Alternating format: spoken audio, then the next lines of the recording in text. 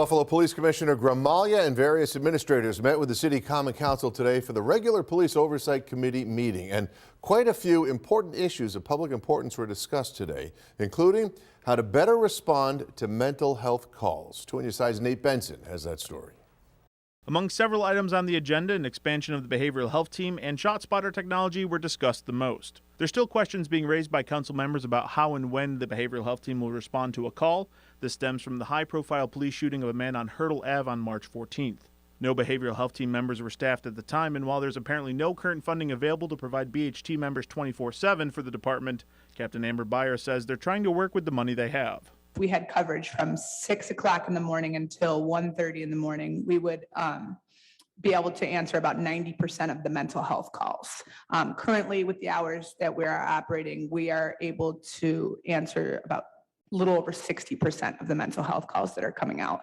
So we do believe between 6 and 10, 6 and 11 o'clock at night, we'll be able to cover some more of those calls. But in order to do that, the union would need to renegotiate its agreement with the city for behavioral health services.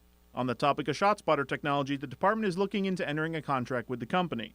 The technology detects what it thinks is gunshots and immediately notifies nearby police officers. Many departments across the country say this has led to quicker response times and an increase in gun-related charges in some cities. Councilman Wingo wanted evidence of that. Have they provided any data, empirical data, that will suggest or show or prove that ShotSpotter technology increases the likelihood of an apprehension of a suspect? Commissioner Gramaglia went on to speak for nearly 4 minutes, further talking about the ShotSpotter technology, but did not provide the data Wingo wanted. Instead, he brought up the recent mass shooting in Pittsburgh.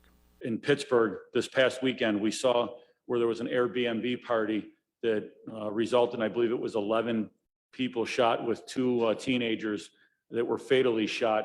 And from what I heard in news reports, it was ShotSpotter that initially brought officers to that location or got them en route to that location, beating the 911 call. Commissioner Gramaglia did not address how ShotSpotter could lead to officers responding to so-called dead-end deployments. A study by the MacArthur Justice Center at Northwestern University in Chicago revealed in a 21-month period between 2019 and 2021, Chicago police were dispatched over 40,000 times that turned up no evidence of gunfire or gun-related crime.